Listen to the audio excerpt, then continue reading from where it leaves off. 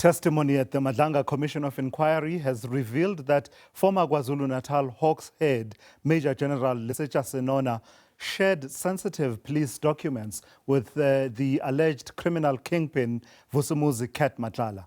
Matlala confirmed receipt of a police docket and related affidavits involving details of members of the SAPS and KwaZulu-Natal Police Commissioner, Lieutenant General Nhlanhla Mkhwanazi. Matlala has testified that Senona asked him to speak to Ismail Nangi, a Mozambican businessman and an alleged kidnapping figure, about withdrawing charges against the police. Nangi, who was arrested in connection with high-profile kidnappings, claims law enforcement officers severely abused him and he opened a case against them. Matlala also confirmed to the commission that he privately met with Mkhwanazi and Senona in Durban. Just a moment. You sought to distinguish between payments by you, and I wondered, did you discuss payments by other people to General Sibia? We discussed payments to General Sibia, yes, but I do not want to. Not from I don't me. expect you to go into what payments. Yes, we did. The discussions involved payments by other people to General Sibia. Yes, we did. Yes. Yes, and you say that you've said what you've had to say about the Impalas, about payments by you. I was asking whether you mentioned any townhouse or property associated with General Sibia. Are you asking me a question? Yes. Can you mention that to General Mkhwanazi? Mention what? Any information about a townhouse or any other property related to General Sibia? That's a vague question, but partly yes. So you spoke about. Let's say property. Yes, yeah. You spoke about General Sibia's property. Yes. Did you speak about payment from any person? I said yes. For that property. No, not for that property. All right, so that was an excerpt from that testimony of Vusumuzi Cat Matlala a bit earlier on. So let's unpack then today's testimony, and we're joined by founder and chairperson of Public Interest South Africa, Teboho Khaas. Good evening to you, Teboho. Thank you for your time. So it feels like a triangulation exercise, doesn't it, in that the names of individuals are being mentioned to Vusumuzi Cat Matlala, then he's asked to explain his relationship with those individuals. It's a similar exercise to the one of the last few days. This time around, it was Lesetja Senona, Jotan Mswazi Msibi, as well as that all-important meeting between Matlala and Lieutenant General Nhlanhla Mkhwanazi. Before we get to that meeting, let's start with this triangulation exercise. How much is it yielding by way of insights of the tentacles of Vusumuzi Cat Matlala and his entities in the police? Yeah, thanks for that question, Tula Sizwe. You know, we might think that not much ground is being gained insofar as the interviews or questioning of Vusumuzi Matlala is concerned.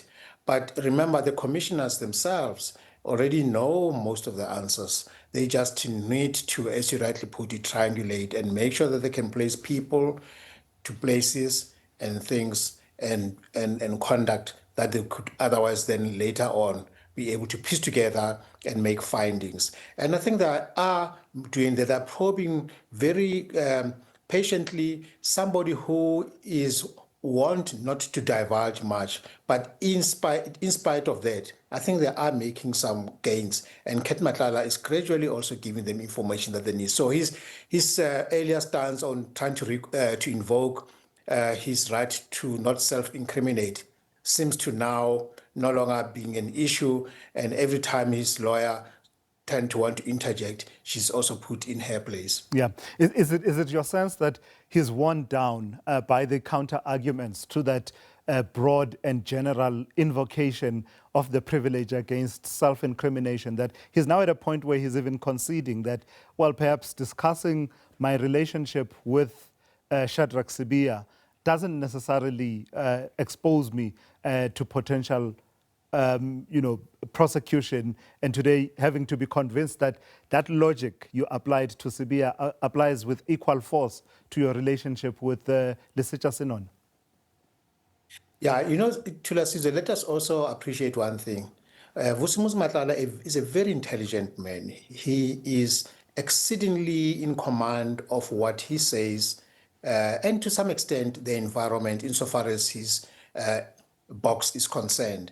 And he is able to ensure that that which he gives is not something that will self-incriminate himself, or that would also be an issue that could be raised whether it's disclosing client attorney privileged information.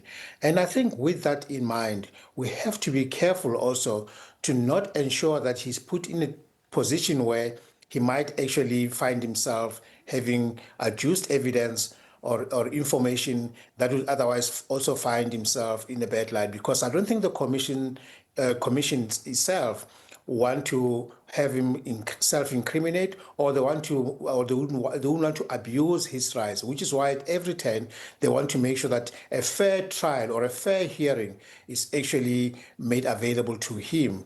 With that said, the thing is, he has to talk, he has to say something, and he has gradually, especially today, been giving away information that is pertinent to what the inquiry is all about. What are the threads of inquiry that we are particularly interested in as far as his relationship with certain police officers, your Senonas and your Shadrack Sibiyas, and what specifically the information was that was being exchanged, be it procurement-related, business-related, or indeed operations, including that pivotal memo or letter of the minister that was seeking to disband the political killings task team. So I'm asking, what are the threads and the lines of inquiry that information is helping us to piece together? Yeah, one thing that also emerged is the symbiotic relationship that has evolved over time between Cat Matlala on the one hand and Senona on the other, whereupon one feeds the other information, the other one benefits either financially or in other ways, which in most instances you find that both parties find it easier and convenient for them to continue their relationship until such time as it was not able to be still continued, or that is since Cat Matlala was incarcerated. But you could see that they were using themselves or each other very wisely, in the sense that even Senona knew what awaited him. You'd recall that Senona was actually looking to ensure that once he retires, then he would be joining Cat Matlala in one capacity or another. I think we all chuckled when he said, they're asking me not capacity, and he said, Noma Ganjan, Noma Wupi, or something like that. So in other words, it was a free reign, or Senona would have to tell him or to pick and choose what role he wanted to play in Cat Matlala's scheme of things. So that relationship also extended to introduction, just even pointing out areas where there might be business opportunities for Matlala to actually pursue, including outside of the country, in Lesotho, in other ways specifically. All right, let's leave it there for this evening. Thank you for your time. That's Teboho Khaas, who is the founder and chairperson of Public Interest South Africa, reflecting on the testimony of Vusumuzi Cat Matlala at the Madlanga Commission of Inquiry.